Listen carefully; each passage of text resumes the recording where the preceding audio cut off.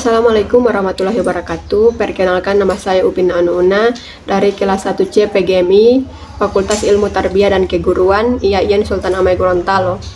Ingin membuat video pembelajaran untuk memenuhi tugas UAS mata kuliah Sejarah Kebudayaan Islam dengan dosen pengampu Ibu Istiana Masruro Kubandaha MPD. Selamat menyaksikan. Assalamualaikum warahmatullahi wabarakatuh. Anak-anak, bagaimana kabarnya hari ini? Semoga semuanya tetap sehat dan tetap semangat belajar ya. Hari ini kita akan belajar tentang salah satu nabi yang sangat istimewa. Ada yang pernah dengar nama Nabi Isa alaihissalam? Nah, hari ini kita akan kenalan lebih dekat dengan beliau. Kita bakal bahas bagaimana beliau lahir, bagaimana perjuangannya, dan juga mukjizat-mukjizat yang Allah berikan kepadanya. Tenang saja, ceritanya seru banget, kayak kisah petualangan yang penuh keajaiban. Jadi siapkan telinga, buka hati, dan mari kita belajar dengan gembira. Yuk kita mulai kisahnya. Nah, sekarang kita masuk ke bagian cerita yang sangat istimewa. Kalian tahu Maryam?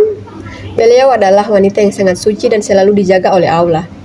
Nah, dari Maryam ini Nabi Isa lahir, tapi ada sesuatu yang luar biasa di sini. Nabi Isa lahir tanpa ayah. Wah, keren sekali ya. Ini bukan hal aneh, bukan juga hal mustahil. Ini adalah mukjizat yang Allah berikan. Allah itu maha kuasa. Kalau Allah ingin sesuatu terjadi, tinggal kun fayakun, maka jadilah. Jadi kelahiran Nabi Isa ini benar-benar menunjukkan betapa hebatnya kekuasaan Allah. Kita lanjut ceritanya. Mukjizat Nabi Isa nggak nunggu beliau besar dulu loh. Sejak masih bayi, Allah sudah memberikan kemampuan luar biasa. Saat itu ibunya Maryam dituduh yang macam-macam oleh orang-orang, tetapi mereka tidak percaya bahwa Maryam adalah wanita yang suci. Padahal Maryam tidak melakukan kesalahan. Nah, di saat itulah Allah memberikan mukjizat. Bayi yang bahkan belum bisa merangkak langsung berbicara. Bayi Isa bilang kalau beliau adalah hamba Allah dan bilang ibunya adalah wanita yang suci. Coba kalian bayangin anak-anak. Bayi yang ngomong untuk membela ibunya, keren banget kan? Semua orang yang dengar langsung terdiam.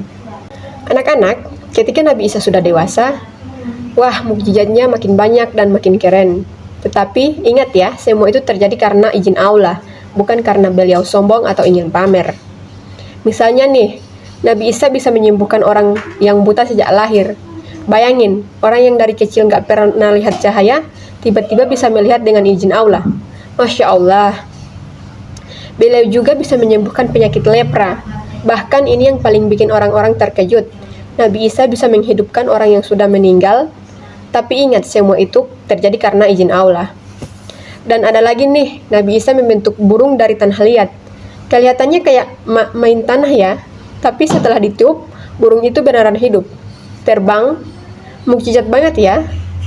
Keren kan? Semua mukjizat itu jadi bukti kalau Nabi Isa benar-benar nabi yang diutus oleh Allah.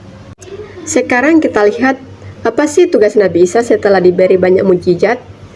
Ya, tentu saja berdakwah, mengajak orang-orang ke jalan Allah. Nabi Isa berdakwah kepada kaum Bani Israel. Beliau mengajak mereka supaya kembali berbuat baik, kembali jujur, tidak sombong, dan tidak suka menyakiti orang lain.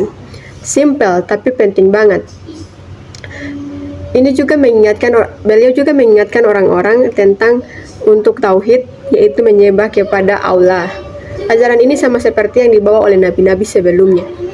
Jadi, mukjizat yang beliau punya bukan hanya gaya-gayaan, tapi untuk menunjukkan bahwa beliau membawa kebenaran dan mengajak semua orang untuk kembali ke jalan yang lurus.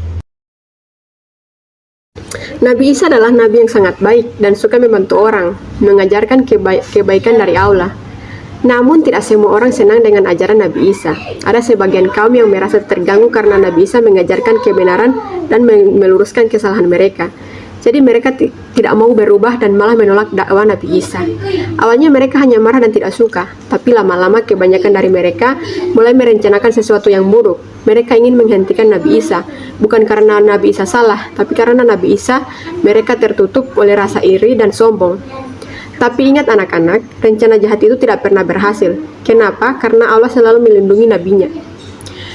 Ketika mereka membuat rencana buruk, Allah membalikkan keadaan. Allah menyelamatkan Nabi Isa dan mengangkat beliau ke tempat yang aman. Jadi siapa yang menang?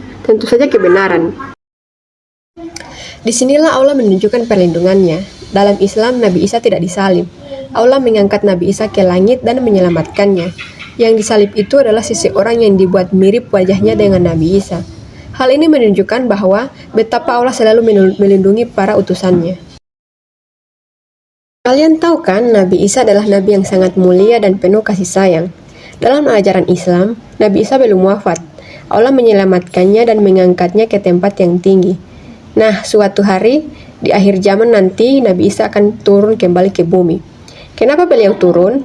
Karena Allah memberi tugas. Nabi Isa akan membantu menegakkan kebaikan, memberantas kejahatan, dan membuat dunia kembali damai. Anak-anak gak perlu takut ya, ini bukan cerita menakutkan. Ini justru kabar baik. Allah menunjukkan bahwa kebenaran selalu menang. Yang penting untuk kita sekarang adalah belajar dari akhlak Nabi Isa. Baik anak-anak, kita sudah belajar tentang Nabi Isa alaihissalam. Sekarang kira-kira apa sih pelajaran penting yang bisa kita ambil dari kisah hidup beliau? Ya, yang pertama, Nabi Isa mengajarkan kita untuk selalu berbuat baik. Beliau suka membantu orang sakit, orang lemah, dan siapa saja yang membutuhkan. Jadi kita harus ringan tangan menolong teman. Kedua, Nabi Isa selalu bersikap lembut. Meskipun ada orang yang tidak suka dan menolak dakwanya, ia mengajarkan kita supaya tidak mudah marah dan tetap sabar. Ketiga, Nabi Isa sangat taat kepada Allah. Semua yang beliau lakukan hanya untuk mencari ridha Allah. Nah, kita pun harus belajar taat, rajin sholat, jujur, dan tidak nakal. Keempat, Nabi Isa mengajarkan bahwa kebenaran akan selalu menang, walaupun banyak yang menentang. Jadi kalau kita berada di jalan yang benar, jangan takut. Dan yang terakhir adalah, Nabi Isa menunjukkan bahwa kebaikan itu lebih kuat daripada kebencian. Kalau ada teman yang jahat, bukan dibalas jahat, tapi dengan kebaikan. Jadi mulai hari ini kita coba ya meniru akhlak Nabi Isa, baik hati, sabar, lembut, dan suka menolong. Siap anak-anak? Alhamdulillah anak-anak, hari ini kita sudah belajar banyak tentang kisah hidup Nabi Isa alaihissalam ya. Dari mulai kelahiran beliau, mujizat-mujizatnya, dakwahnya, sampai akhlak mulia yang selalu beliau tunjukkan. Sekarang, Ibu mau bertanya, siapa di sini yang mau mencoba meniru kebaikan Nabi Isa? Masya Allah, hebat. Itulah tujuan kita belajar kisah para nabi. Bukan hanya mengetahui ceritanya, tetapi juga mengambil teladannya. Sabar, suka menolong, jujur, lembut, dan selalu taat kepada Allah.